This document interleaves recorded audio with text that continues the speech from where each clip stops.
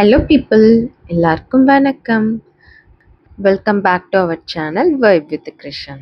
இன்னைக்கு இந்த வீடியோவில் என்ன இருக்க போகுது அப்படின்னா, பணத்தை எப்படி கரெக்டாக கையாள்வது, அதாவது how to handle money in properly அப்படிங்கிற மாதிரி தான் இருக்கும். நம்ம வாழ்க்கைக்கு தேவையான பணத்தை நம்ம எப்படி கரெக்டாக அதுக்கேற்ற மாதிரி நம்ம பயன்படுத்துகிறோம் அப்படிங்கிறத பற்றி தான் இந்த வீடியோவில் நான் பேச போகிறேன். எந்தெந்த முறையில் திட்டமிட்டு அதை நம்ம பயன்படுத்தலாம் அப்படிங்கிறத பற்றி தான் இந்த வீடியோவில் நம்ம பார்க்க போகிறோம். இது ஆக்சுவலாக பேசிக்காக எல்லாருக்குமே தெரிஞ்சிருக்க வேண்டிய விஷயம்தான். ஃபார் எக்ஸாம்பிள், ஒரு பையன்கிட்ட இப்போ ஒரு ₹2 இருக்கு அப்படின்னா, அவன் அதில் சாக்லேட் வாங்கி சாப்பிடுவான்.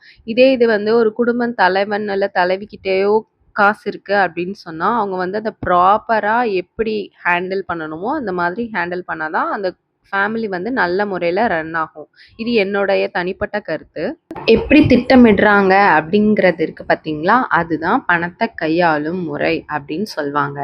ஸோ அதை நம்ம கரெக்டாக பண்ணணும் அப்படிங்கிறதுக்காக நான் உங்களுக்கு சில டிப்ஸ் எடுத்துட்டு வந்திருக்கேன். அதை நம்ம வீடியோக்குள்ள போய் பார்க்கலாம். ஃபர்ஸ்ட் டிப் என்ன அப்படின்னா, கரண்ட் ஃபினான்ஷியல் சிச்சுவேஷனை அனலைஸ் பண்ணி அண்டர்ஸ்டாண்ட் பண்ணிக்கணும். ஒரு தனிநபராவோ இல்லை ஒரு ஃபேமிலி மேனாவோ இருக்கிறவங்க தன்னோட சம்பளம் எவ்வளோ என்ன ஏது அப்படிங்கிறத அனலைஸ் பண்ணி அதுக்கேற்ற மாதிரி நம்ம செலவுகளை கட்டமைப்பு பண்ணிக்கணும். இதை எப்படி பிரிக்கணும் அப்படின்னா, இதை நான் ஒரு 3 கேட்டகரியாக எடுத்துக்கிறேன். ஃபர்ஸ்ட் ஒன் எனக்கு சம்பளம் வருது, என்னோட செலவுகள் போக நான் சேர்த்து வச்சுக்கிறேன் அப்படிங்கிறது ஒரு கேட்டகரி. 2வது கேட்டகரி எப்படின்னா, எனக்கு சம்பளம் வருது, ஆனால் இது என்னோட செலவையும் தாண்டி இருக்கு. அடுத்த மாதம் சம்பளத்தோட நான் முந்தின மாதம் சம்பளத்தோட செலவுகளை நான் கனெக்ட் பண்ணிக்கிறேன் அப்படின்ற கேட்டகரி. 3வது வகை எப்படின்னா, எனக்கு சம்பளமே பத்தலை, நான் வர்ற சம்பளம் எனக்கு ஃபஸ்ட்டு 10 டேஸ்க்குள்ளேயே காலி ஆகிடுது, சுத்தமாக எனக்கு கையிலே இல்லை அப்படிங்கிறது தான் இந்த 3 கேட்டகரி. இப்படி நான் 3 கேட்டகரியாக பிரிச்சிருக்கேன். இப்படி 3 வகையாக நான் ஃபினான்ஷியல் ஸ்டேட்டஸை நான் பிரித்து வச்சுருக்கேன் எனக்கு தெரிஞ்ச மாதிரி. இப்படி நம்ம பிரித்து வச்சு பார்த்ததுக்கப்புறம் இதுலேருந்து நம்ம ஒரு கிரேட் அப்கிரேட் ஆகிறதுக்கு என்னென்ன பண்ணணும் அப்படிங்கிறத தான் நெக்ஸ்ட்டு நம்ம யோசிக்கணும். இதுலேருந்து மீண்டு வர்றதுக்கு இப்போ 3வது படியில் இருக்கவங்க 2வது படியிலையும், 2வது படியில் இருக்கவங்க முதல் பகுதியிலும், முதல் பகுதியில் இருக்கவங்க இன்னும் செக்யூராக அவங்க பணத்தை சேமித்து வைக்கிறதுக்கு என்னென்ன பண்ணணும் அப்படிங்கிறத அவங்க பார்த்துக்கணும். அதுக்கேற்ற மாதிரி பிளான் பண்ணிக்கணும். செகண்ட் டிப் என்னன்னா, பர்சனல் ப்ரியாரிட்டிஸ், ஃபினான்ஷியல் கோல்ஸ். நம்மளோட கரண்ட் லைஃப்பில் நமக்கு இப்போ என்ன பர்சனல் ப்ரையாரிட்டிஸ் இருக்குது, அப்படி இல்லைன்னா ஃப்யூச்சரில் நமக்கு என்னென்ன கோல்ஸ் இருக்குது அப்படின்றத நம்ம எப்பயுமே செட் பண்ணிக்கணும். இப்போ நமக்கு படிப்புக்கு பணம் தேவை, எமர்ஜென்சி ஃபண்டுக்கு, அப்புறம் வீடு கட்ட பணம் தேவை, இதெல்லாம் பர்சனல் ப்ரையாரிட்டிஸில் வந்துடும். அதுக்கப்புறம் நம்ம ஃப்யூச்சருக்கு தேவையான பணத்தை நம்ம சேர்த்து அதுக்கப்புறம் வைக்கணும். அதான் ஃபர்ஸ்ட் நமக்கு எது நமக்கு ப்ரையாரிட்டி அப்படிங்கிறத நம்ம தான் முடிவு பண்ணிக்கணும். ஃப்யூச்சரில் எதை நோக்கி நம்ம போகிறோம் அப்படிங்கிறத நம்மளே தான் டிசைட் பண்ணிக்கணும். இப்போ கரண்ட் அனலைசிஸ் பண்ணிட்டு, நம்ம ஃபினான்ஷியல் அனலைசிஸ் தெரிஞ்சுட்டு, நம்மளோட பர்சனல் ப்ரையாரிட்டிஸை நம்ம கரெக்டாக பிளான் பண்ணி வச்சுக்கணும்.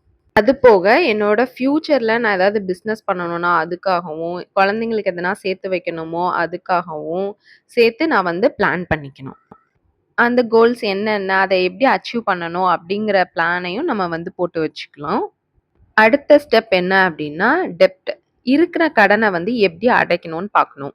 ஏன்னா கடன் இருக்கிறப்போ நம்ம எவ்வளோ ஃபினான்ஷியல் பிளானிங் பண்ணாலும் நம்ம மனசு கடனை பற்றின யோசனைகள் தான் ரொம்ப நமக்கு ஜாஸ்தியாக இருக்கும்.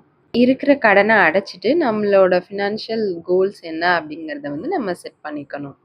அடுத்த பாயிண்ட் என்ன அப்படின்னா, சரியான பட்ஜெட் முறை. நம்மளோட குடும்பத்துக்கு என்ன தேவை அப்படிங்கிறத கரெக்டாக நமக்கு பட்ஜெட் போட தெரியணும். அது சரியா அமையிற பட்சத்தில் நம்ம கரெக்டாக அதையே ஃபாலோ பண்ணி நம்ம ஃபேமிலியை ரன் பண்ணணும். இப்போ ஒரு வருஷம் ஒரு பட்ஜெட் போட்டிருக்கீங்க அப்படின்னா, அடுத்த வருஷம் உங்களுக்கு சேலரி ஏறலாம். அப்படி ஏறுறப்போ அந்த ஏறுற அமௌண்ட்டை நீங்கள் சேவிங்ஸாக தான் நீங்கள் வச்சுக்கணுமே தவிர்த்து, இந்த பட்ஜெட்டில் நீங்கள் அதை இன்க்ளூட் பண்ணி இது பண்ண வேண்டிய அவசியம் இல்லை என்னை கேட்டால். கரெக்டாக நீங்கள் இப்போ என்ன பட்ஜெட் ஃபாலோ பண்ணுறீங்களோ அதே தான் நீங்கள் சம்பளம் ஏறினாலும் நீங்கள் ஃபாலோ பண்ணணும். அதை தான் நான் சொல்ல வரேன். அப்புறம் எமர்ஜென்சி ஃபண்ட் நம்ம எப்போயும் ரெடியாக வச்சுருக்கணும். இது நான் ஆல்ரெடி போட்டிருக்க வீடியோலேயே நான் சொல்லியிருக்கேன். Next think about retirement. வயசான காலத்துல நம்ம எப்படி வாழணும் அப்படிங்கிறத வந்து நம்ம இப்பவே யோசிச்சு, அதுக்கான ஒரு இதையும் நம்ம இப்பவே வந்து பிளான் பண்ணி பண்ணிட்டு வரணும். நெக்ஸ்ட் வந்து save and invest on money. உங்களுக்கு சேவ் பண்றதுக்கு ரொம்ப இன்ட்ரெஸ்ட் இருந்தா, நீங்க நெறைய சேவ் பண்ணி வாங்க. இல்ல இன்வெஸ்ட்மென்ட்ல இன்ட்ரெஸ்ட் இருந்ததுன்னா, ஒரே விஷயத்துல இன்வெஸ்ட்மென்ட் பண்ணாம, கொஞ்சம் பகுதியா பிரிச்சு, பிரிச்சு இன்வெஸ்ட்மென்ட் பண்ணுங்க. அப்படி பிரிச்சு போடுறதுனால, ஒரு சேவிங்ஸ் எடுக்க முடியலனாலும், நம்மளால இன்னொரு சேவிங்ஸ எடுத்துக்க முடியும். அப்புறம் லாஸ்ட் பாயிண்ட் வந்து, இந்த நான் சொன்ன எல்லா பாயிண்ட்டையும் நம்ம வந்து ரெகுலரா ப்ராசஸ் பண்றோமா அப்படிங்கிறத பார்த்துக்கோங்க. கடன் இல்லாம, பட்ஜெட் கரெக்ட்டா போட்டுட்டு, எமர்ஜென்சி ஃபண்டு, அப்புறம் ரிட்டயர்மென்ட்டு, அப்புறம் இன்வெஸ்ட்மென்ட் சேவ் பண்றதுக்கான மணி, இதெல்லாம் கரெக்ட்டா பண்றோமா அப்படிங்கிற இந்த ப்ராசஸ் கரெக்ட்டா போயிட்டே இருக்கா அப்படின்னு சொல்லி பார்த்தீங்கன்னாலே, நீங்க வந்து பணத்த வந்து சரியா கையாள்ற பெர்சன் அப்படின்னு சொல்லி நான் வந்து நெனைக்கிறேன். ஓகே பீப்பிள், இந்த வீடியோ உங்களுக்கு பிடிச்சிருந்ததுன்னா லைக் பண்ணுங்க, ஷேர் பண்ணுங்க, சப்ஸ்கிரைப் பண்ணுங்க. பாய் பீப்பிள்.